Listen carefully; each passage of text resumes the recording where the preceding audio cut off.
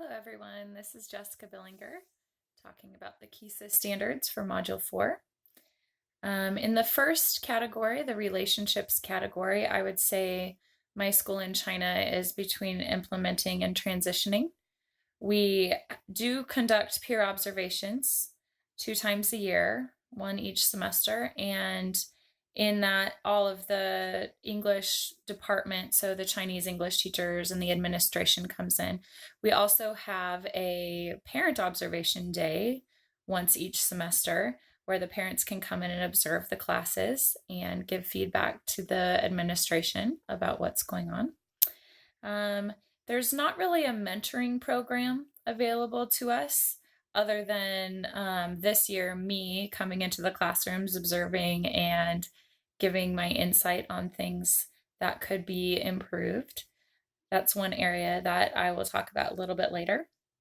Communication between all of us has improved a lot. That's actually why I was given the position I was given this last year, because obviously in a cross-cultural setting, communication is very difficult. And so my part of my job is to improve communication between all of us and make sure that we're all on the same page.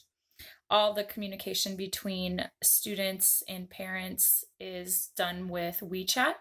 And so we are all a part of the class WeChat group, and it's very, very handy because we can communicate with the parents because there is a translate button in WeChat that allows them to understand what we're saying, and it allows us to understand what they're saying and communicate on a deeper level about the needs of our students. The relevance category, I would say it's between the shows no signs and implementing.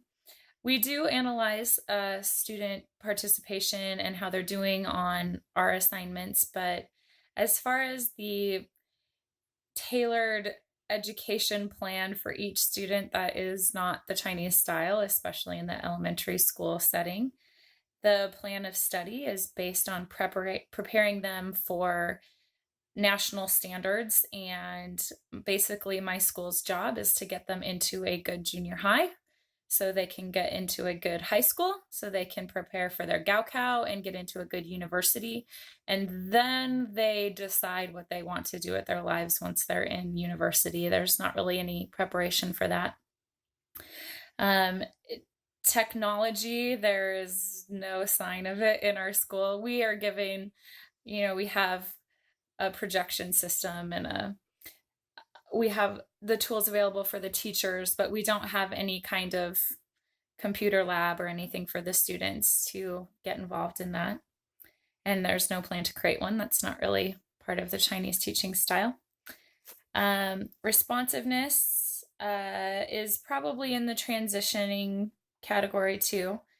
Students are being assessed and corrective measures are being taken by the administration. This is going to change a lot over this next year. The students that just graduated from 6th grade were the first students in the school. My school is only 6 years old. And so based on their exit scores by the national standards, a lot of corrective measures are going to be taken. I know one thing that is going to change is they're actually going to reduce the amount of English being taught because they scored off the charts in the English category, but they were kind of average in the math and Chinese and communism areas. And so they're going to adjust that. So we're going to see some changes there.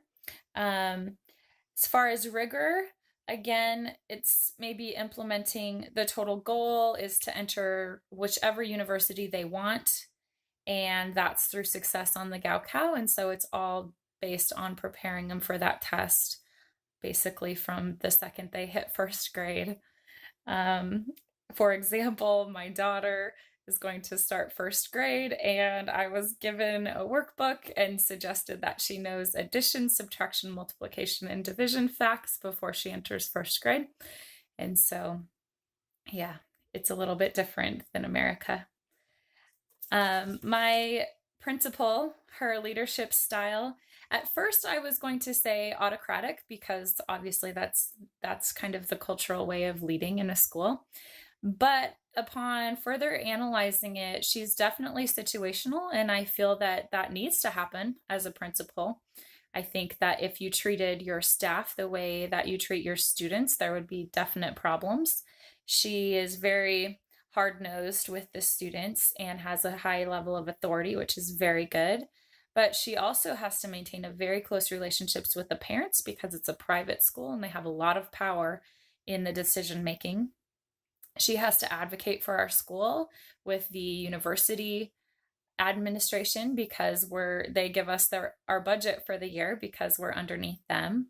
And I have a very different relationship with her when I see her in private versus if I see her in the university because she's with the higher ups and she needs to maintain more of an authority figure typeface. And so our interactions are very different depending on where we are. I think areas for improvement. I am not in a position to change my school because I am an American and they're doing things the Chinese way, which is appropriate. But because I do have a leadership position, my goal is to provide more trainings for our staff with research-based materials, and we can discuss them, can improve on our mentoring program. And I'm going to continue to require teaching observations, not just amongst ourselves, but we need to observe the Chinese teachers too, so we can kind of get some insight on classroom management strategies that work for them. Thank you.